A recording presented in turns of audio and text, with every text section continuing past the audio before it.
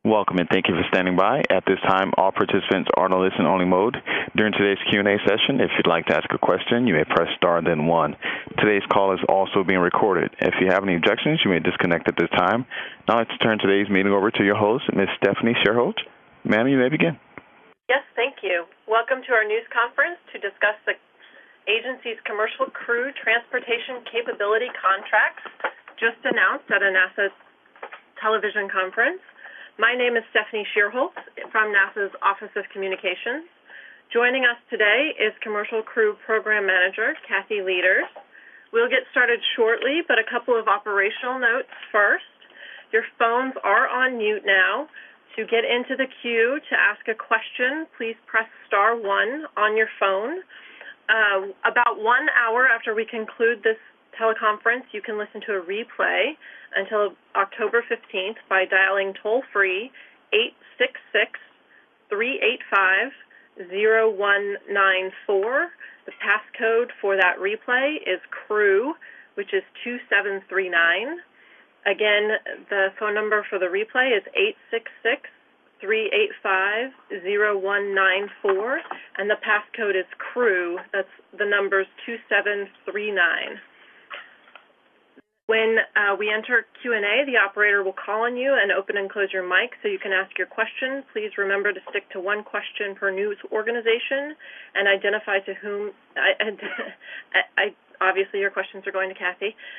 If we have time, we'll allow reporters to ask a second question. All right, I'll pass it over to you, Kathy. So I just have a few words to start off today with, give you guys a little bit more information. And first of all, I'd like to start off by thanking my team and the Commercial Crew Program and the 8 aerospace industry partners we have worked with throughout the past 4.5 years. When you think about where we started in 2010, first with the basic systems and the subsystems necessary for human spaceflight, and then moving to spacecraft and launch vehicle development in 2011, before moving into the development of fully integrated systems in 2012, it's really amazing to note just how much has been accomplished in such a short period of time. So now we're getting to the real exciting part. The final development of the systems, the smoke and fire testing, the manufacturing, the flight testing, the certification of safety, and then crewed missions to the International Space Station. So I imagine most of you tuned in to our news conference and would like to hear more about the contracts and NASA's role moving forward. So I'm going to give you a little bit more specific information about the content of the contracts. So Boeing and SpaceX are responsible for completing the design, development, testing, and evaluation and certification of their systems. And under the 2 contracts, NASA will assess and evaluate how their systems meet NASA's safety and performance requirements. So here are a few more details about the incremental approach NASA will use to certify these systems. The certification baseline review is the first required milestone in this phased certification process. The review details the current design of Boeing and SpaceX's systems and identifies system requirements necessary to meet NASA's safety and performance requirements. The review will also outline their plans, schedules, and remaining work leading to NASA certification. During the International Space Station Design Certification Review, each of the companies will demonstrate how their integrated system design meets NASA's safety and performance requirements. And this will allow us to assess the design for crew safety prior to their crewed flight test. A flight test readiness review will demonstrate the company's readiness to perform their flight test. It will be required prior to the mandatory crewed flight test to the International Space Station with at least one NASA crew member on board. The operational readiness review will demonstrate that the contractor's integrated system and procedures planned for operations reflect the actual system as built and utilized. All the facilities that support the mission, this includes the Launch Control Center, the Mission Control Center, their launch pads and other systems, will be assessed to demonstrate that they are ready for repeated operations. In addition, this review will demonstrate that their plans, procedures, and training for our astronauts and other key folks for regular and contingency operations have been completed before we fly. The certification review is a culmination of all the work to that point. Through this review, NASA will determine that the system has met NASA's safety and performance requirements to carry humans into low Earth orbit, specifically NASA crews to the International Space Station. So it's important to note that these systems will carry 4 crew members to the International Space Station once they are certified. This means we can double the amount of scientific research performed on the station today. We'll also be able to return powered cargo with our crews and retrieve critical science within 2 hours of landing. This is huge for researchers here in the U.S. who are working on time-sensitive science investigation. We have seen significant advances since we began our research on the station. I can't wait to see what else we'll learn and how it will benefit us here on Earth as we prepare to travel beyond low Earth orbit. So at this time, I will open up the floor to questions. And we said it before, but I'm going to emphasize it again. Please keep in mind that we will not be able to address contract details or questions about the decision-making process during the ongoing procurement process. I do encourage you to reach out to Boeing and SpaceX to learn more about their systems and their plans forward. This is a really exciting time for them, and I know they're out there eager to share details with you. This is their time to brag now. They're even more eager to begin working on this contract and a new capability for this country. As a reminder, if you'd like to ask a question, please press star then 1. Please remember to unmute your phone and record your name clearly when prompted, along with your affiliation. If you'd like to withdraw your question, you may press star 2. Once again, if you'd like to ask a question, please press star 1. Our first question comes from Alan Boyle, NBC News. Your line is open. I wanted to ask about the 2 to 6 flights that would follow that initial test flight. Can you tell me a little bit more about the time frame for those flights and what would be involved, how you decide how many flights there would be, and what the plan might be for going forward with additional contracts as space station operations kind of go into the future, I don't know, into 2019, 2020, perhaps beyond? Thank you. So the requirement on the contract was that the post-certification missions occur after we are done with certification. First of all, we have to ensure that the capability meets our safety and performance requirements before we actually start doing our services missions to the International Space Station. So those post-certification missions are really the station servicing missions. So those missions, what they will be doing is they'll be launching our crews to the International Space Station. They'll be serving the lifeboat function. We talked about that. Basically, they're acting as the emergency vehicle during the crew's duration on orbit, so that if any point there's an issue, they can still come back and safely return to Earth. And typically, the increment durations are about 180 days, and so the spacecraft has to serve that lifeboat function while the crew is on orbit. And then the vehicle brings the crew safely back. And so there will be at least a minimum of 2 missions awarded to each of the providers, and a maximum of 6 missions awarded to each of the providers through the duration of the contract. And we'll be making the decisions incrementally through the contract as we determine kind of the needs of the space station, and then we'll be basically issuing task orders for the missions as the companies are progressing along. Thank you. Our next question comes from Kevin Chang with New York Times. Your line is open. Hi. Thanks for taking my question. I was trying to understand, does Boeing get paid the $4.2 billion, SpaceX $2.6, whether they fly 2 flights or 6 flights? And I was doing rough math of $2.6 billion divided by 12 flights, and I came up with like $108 million per seat. And obviously, that's divided between development and the actual flights. But could you give a better idea how that's split apart? So the contract value that I stated was made up of the overall cost of the, certification process, plus the cost of 6 missions, plus the certain amount of contract value for special studies. So it's all that content that's in the $4.2 billion for Boeing and the $2.6 billion for SpaceX. Thank you. Our next question comes from Greg Avery with Denver Business Journal. Your line is open. Thank you. The video broke up a little bit toward the end. I don't know if you covered this, but can you explain a little bit about how Sierra Nevada lost out in this final cut? You know, we're not going to be able to comment on any of the offers. What we can say is that we had multiple companies that provided us, good proposals, and the source selection official had to weigh the proposals against the criteria in the RFP and determine which proposals we were going to award to based on which provided the best value to the government. Thank you. Our next question comes from Nell Green Boyce with National Public Radio. Your line is open. Oh, hey. Thanks for taking my questions. Could you just clarify, is the crewed test flight a part of the certification process, or does that come after the safety certification process? And I'm wondering if those flights are expected in 2017 for both companies. And then I also wondered if you could say how many different proposals you all received to pick these two.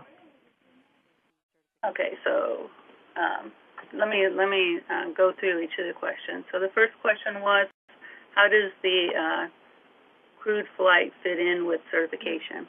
Under the RFP, we required the providers to do at least one crewed demonstration flight to the ISS. It's kind of similar to, when you go and buy a car, you do a test drive of the car prior to you actually using that, for the long term. And so it's part of the certification process. So before they're certified, they have to do a demonstration mission, okay? The second question was about, can you... Are you expecting safety certification, they have to do a crewed test flight? Yes. Are you all expecting those test flights then by 2017? Okay, so within the RFP, we had a goal for certification by 2017. And so, as I explained before, the crewed test flight is one of the activities that has to be done as part of that certification. So, obviously we're committed to that goal. We have plans from the providers to be able to meet that goal. But as I talked about a little bit in the news conference, as we work through this, we're not going to sacrifice crew safety for that goal. And then the final one was about, can I say how many offers there were? And honestly, as we talked about before, I can't talk about the selection process or the procurement process at this stage. Because of where we are in the procurement process, that information, we still haven't even debriefed the offers yet. And so any information that can come out will be coming out at the appropriate time. Thank you. Our next question comes from Steele Wilhelm with Puget Sound Business Journal. Your line is open. Thank you for taking this. I want to ask you two quick things. One is, why is the Boeing contract so much larger than SpaceX's? What are you getting more from them, or are you getting anything different? And also, why did you do two selections when I guess people expected one was going to win? So we basically awarded based on the proposals that we were given. So both contracts have the same requirement set, and the companies proposed the value within which they were able to do the work, and the government accepted that. The source selection was made based on the criteria in the RFP and the proposals that were given.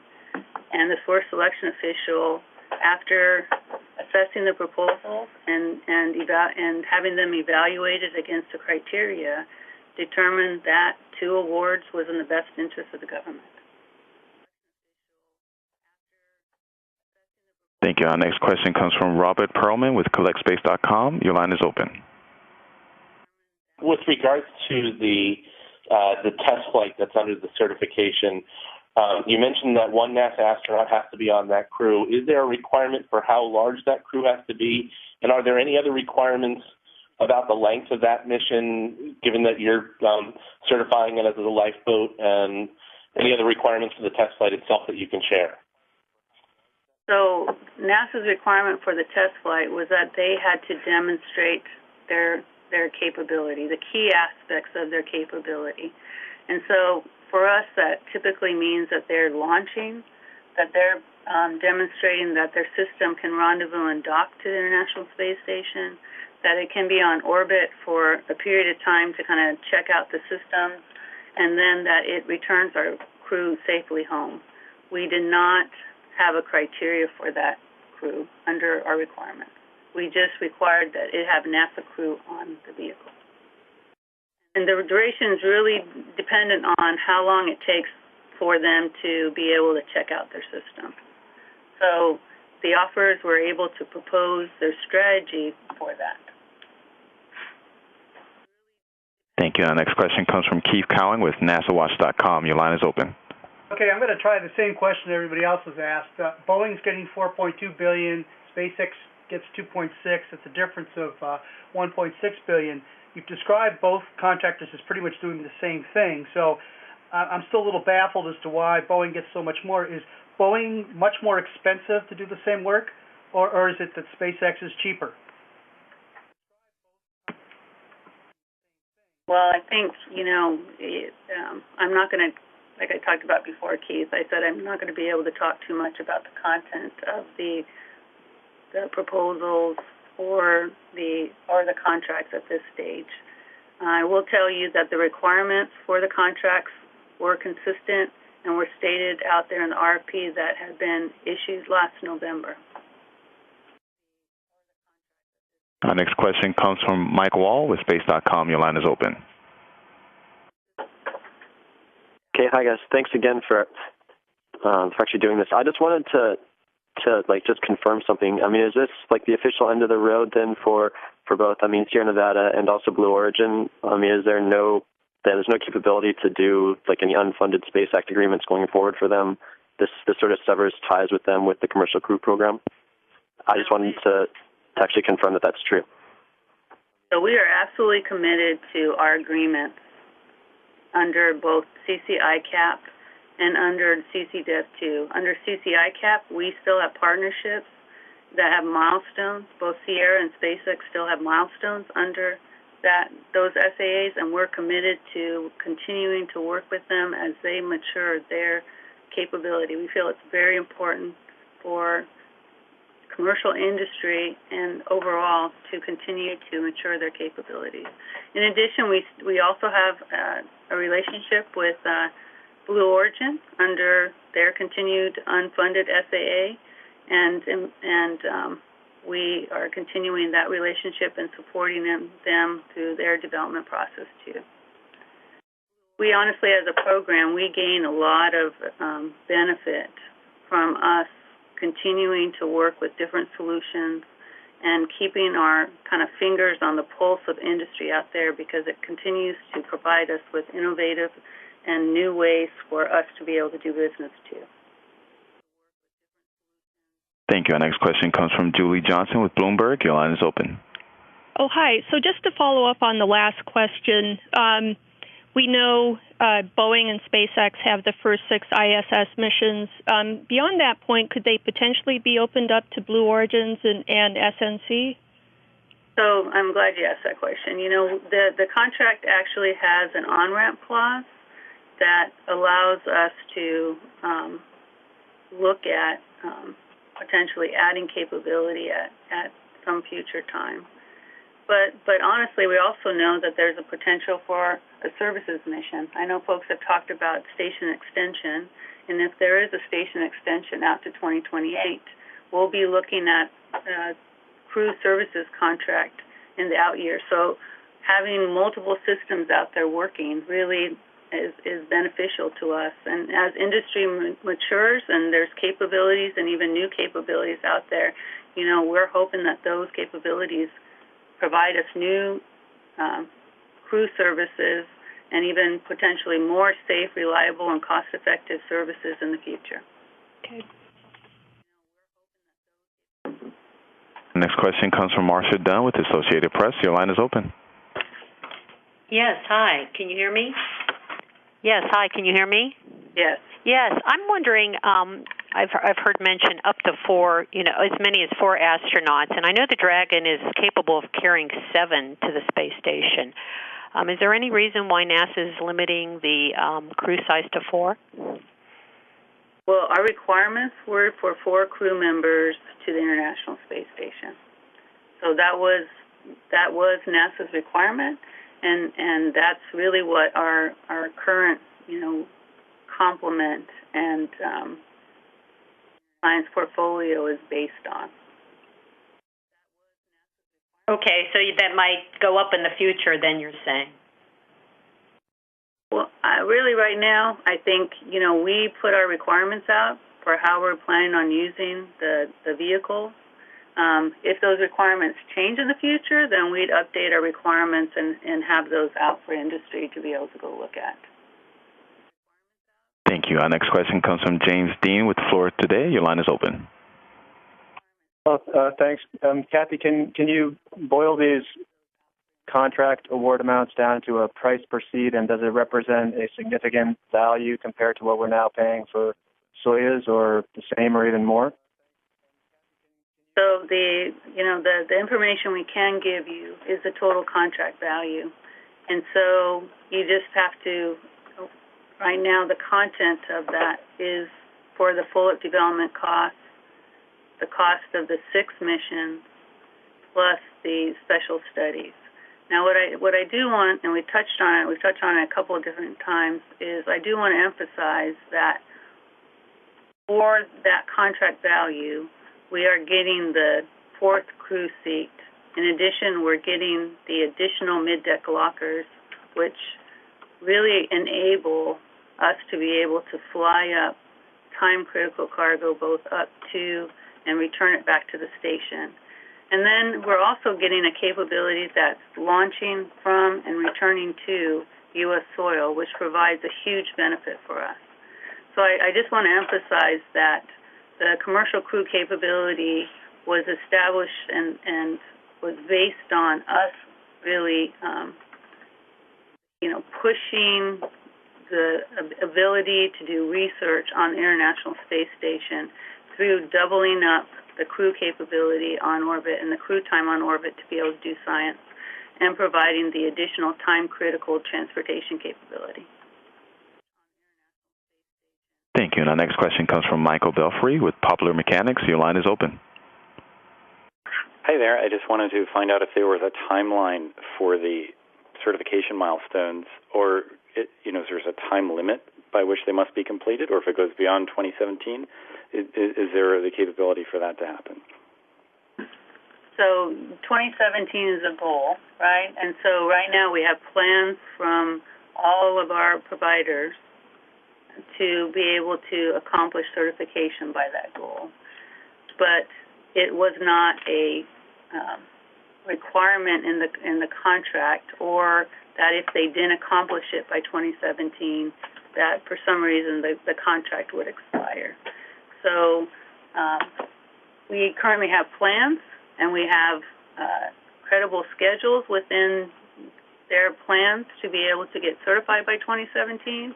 But like I said before, we're not going to sacrifice crew safety for that goal. So we're going to methodically be working with our partners as we move forward and make sure that their systems prove that they can, perform to the safety requirements that we have and the performance requirements that we have out there prior to being certified. Thank you. The next question comes from Frank Moore with Aviation Week. Your line is open. Thank you. A couple of questions. I may have missed the video feed died. Could you repeat the answer that Charlie Bolden gave about the continuing resolution? How does the funding levels that you receive drive the performance of these contracts? And also, I'm not clear. Did the contracts? Sorry. We'll make sure we get you a transcript of what Charlie said. Okay, then let me ask about the duration of the contract. Is it until 2024 or 28 or what? And also, if you could give us a little bit on those special studies that are included in the total amounts. Thank you. You know what, we'll take that question because I don't want to give you a wrong, I'll have to look at, off the top of my head, I don't remember what the period of performance was for the contract, okay? So there's a period of performance within which we can order missions. And so, Frank, let us get back with you on that one. I should have had my contract person sitting in here.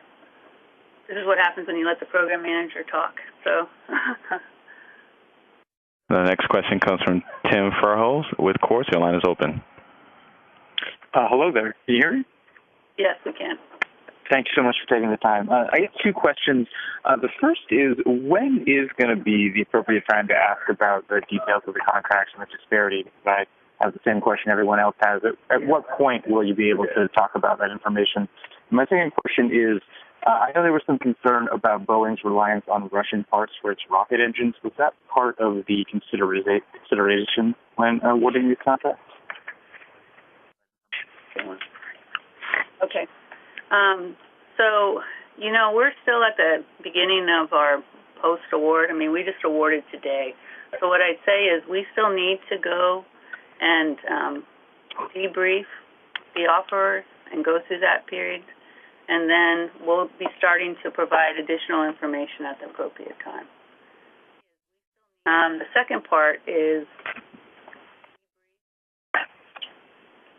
so we, you know, when we asked for proposals, we were asking for an integrated transportation system, and as part of that integrated crew transportation system, and as offerers put together proposals, we also asked them to address the risk mitigations with their particular concept and proposed crew transportation system. So all the offerers have provided risk mitigation plans for their particular transportation capability, and we're confident that with those risk mitigations, we have strategies to be able to deliver safe, reliable crew transportation capability to the International Space Station. Thank you. Our next question comes from Irene Close with Reuters. Your line is open. Kathy, what's the effective start date on these contracts? And is there an option at all for extending the CCI cap for Sierra Nevada to continue work? Or if they do continue work with NASA under Dream Chaser, would it be in an unfunded arrangement? Thanks. So I would say the start date's now, you know, immediately. I'd tell them what are they waiting around for? I'm sure they're all off working furiously already, Irene. You know, we've honestly, with all of our SAs, and it's one of the reasons why, you know, we still have a relationship with Blue Origin, we've offered up that at the completion of the funded milestones, if companies still wanted to work for us, and it was still within the scope, their initial scope of their SAA award, that we've offered up their ability to continue to do that. We've offered that with every single partnership that we've had. Thank you. Our next question comes from Dan Leone with Space News. Your line is open. Hi, Kathy. I have two questions for you, just points of clarity from some things you said earlier. At the beginning of the call, you said that you couldn't discuss contract and bid specifics because it was an ongoing procurement. Is this procurement really still ongoing, or did you misspeak there? And the second question is, will NASA release the source selection document for this procurement? Thanks. So we're still in the process, right, after post-award. I mean, there's still activities that need to happen to complete the procurement. And so an example of that is the debriefs that I talked about before. That all the offers, we per the federal acquisition regulations, they have the opportunity to be debriefed. And so that's offered up to all the offers. And so we're still in the process of working and doing that. So that's just an example of one of the things that are still going on. The source selection statement, as we go through this process, we'll be releasing the source selection statement, or at the appropriate time, more information will be coming out. I do not have a timeline for that right now.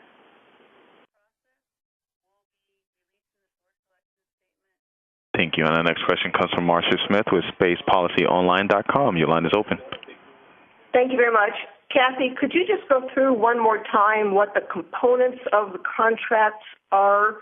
I had written down that it was partially for certification, partially for demonstration flights, and partially for special studies. And so what percentage is for each of those, and what are special studies?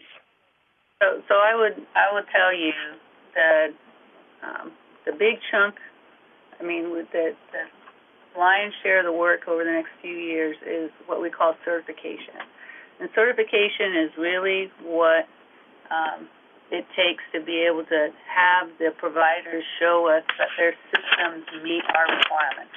So it's when I was talking about the testing and the building the system, testing it, showing us, analyzing the system, all the things that we need to do to prove that that system meets our safety and performance requirements is key for certification.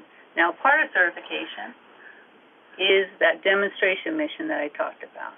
So we are having all these milestone reviews that are going through that certification process that kind of demonstrate the incremental progress that the providers have given us as they work through and are proving to us that their systems are going to do what they say they're going to do.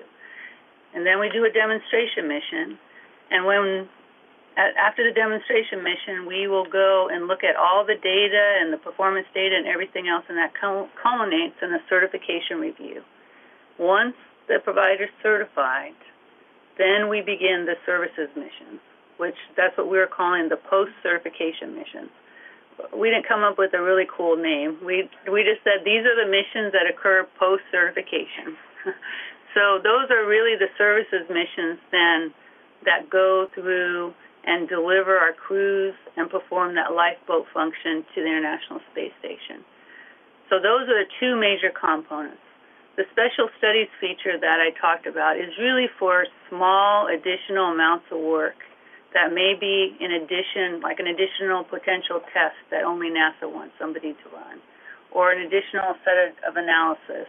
Or sometimes what happens is as you go through the contract process, there may be something that we didn't think about at the beginning in the development of the RFP that at that point we want to add a additional test or a piece of it. And so the contract has the ability to do a small amount of that work there too. Thank you. And our next question comes from Camille Carlisle with Sky and Telescope. Our next question comes from Daniel Sokolov with Hayes Publishing Group. Your line is open. Good afternoon. Thank you for taking the question. I would like to know about the budgetary situation there. It was mentioned in the televised conference that the contract also depends on Congress giving you the money. Can you explain what the situation and how much incremental budget NASA would need in the coming years to actually be able to pay for these contracts? Thank you. So our plan to execute the contract is per the proposed budget as outlined in the 2015 NASA request.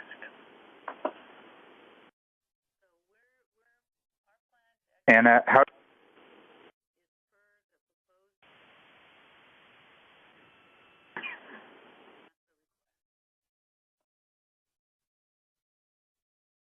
We'll take one last question. Yes, our next question comes from Charles Loriot with the Loriot Report. Your line is open.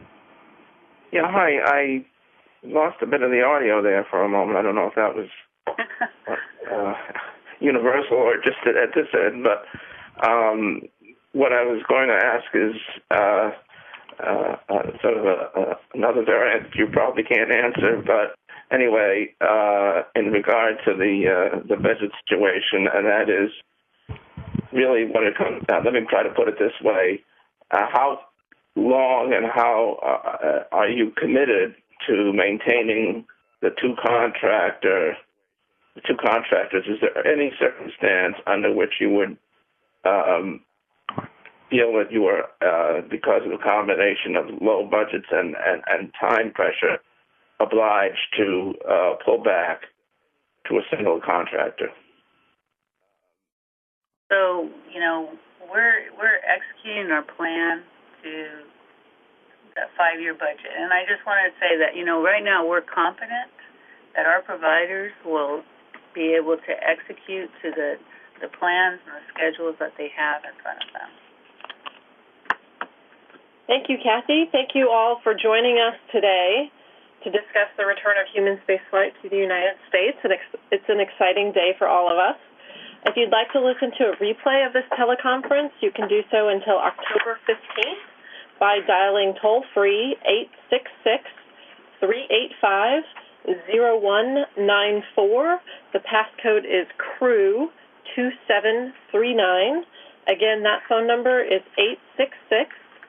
866-385-0194, and the passcode is CREW, CREW, or 2739 on your touch-tone phone. We look forward to continuing this dialogue and seeing what happens with our first flights from the U.S. Thank you. That concludes today's conference. All parties may disconnect at this time. 385-0194. The passcode for that replay is CREW, which is 2739. Again, the phone number for the replay is 866-385-0194, and the passcode is CREW. That's the numbers 2739. When we enter Q&A, the operator will call on you and open and close your mic so you can ask your question. Please remember to stick to one question per news organization and identify to whom. Obviously, your questions are going to Kathy. If we have time, we'll allow reporters to ask a second question. All right, I'll pass it over to you, Kathy. So I just have a few words to start off today with, give you guys a little bit more information. And first of all, I'd like to start off by thanking my team in the Commercial Crew Program and the 8 aerospace industry partners we have worked with throughout the past 4.5 years. When you think about where we started in 2010, first with the basic systems and the subsystems necessary for human spaceflight, and then moving to spacecraft and launch vehicle development in 2011, before moving into the development of fully integrated systems in 2012, it's really amazing to note just how much has been accomplished in such a short period of time. So now we're getting to the real exciting part. The final development of the systems, the smoke and fire testing, the manufacturing, the flight testing, the certification of safety, and then crewed missions to the International Space Station. So I imagine most of you tuned in to our news conference and would like to hear more about the contracts and NASA's role moving forward. So I'm going to give you a little bit more specific information about the content of the contracts. So Boeing and SpaceX are responsible for completing the design, development, testing, and evaluation and certification of their system to perform their flight test. It will be required prior to the mandatory crewed flight test to the International Space Station with at least one NASA crew member on board. The operational readiness review will demonstrate that the contractor's integrated system and procedures planned for operations reflect the actual system as built and utilized.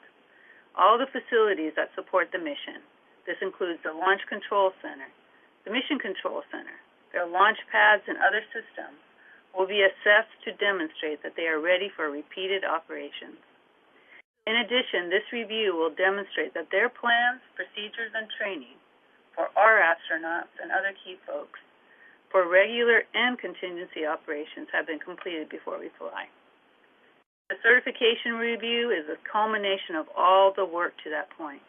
Through this review, NASA will determine that the system has met NASA's safety and performance requirements And under the two contracts, NASA will assess and evaluate how their systems meet NASA's safety and performance requirements. So here are a few more details about the incremental approach NASA will use to certify these systems. The certification baseline review is the first required milestone in this phased certification process. The review details the current design of Boeing and SpaceX's systems and identifies system requirements necessary to meet NASA's safety and performance requirements. The review will also outline their plans, schedules, and remaining work leading to NASA certification. During the International Space Station Design Certification Review, each of the companies will demonstrate how their integrated system design meets NASA's safety and performance requirements, and this will allow us to assess the design for crew safety prior to their crewed flight test. A flight test readiness review will demonstrate the company's readiness. Welcome and thank you for standing by. At this time, all participants are in a listen-only mode. During today's Q&A session, if you'd like to ask a question, you may press star then one. Today's call is also being recorded. If you have any objections, you may disconnect at this time. Now let's turn today's meeting over to your host, Ms. Stephanie Sherholtz. Ma'am, you may begin. Yes, thank you. Welcome to our news conference to discuss the agency's commercial crew transportation capability contracts just announced at a NASA television conference. My name is Stephanie Sherholtz from NASA's Office of Communications. Joining us today is Commercial Crew Program Manager Kathy Leaders. We'll get started shortly, but a couple of operational notes first. Your phones are on mute now. To get into the queue to ask a question, please press star 1 on your phone. About 1 hour after we conclude this teleconference, you can listen to a replay until October 15th by dialing toll-free 866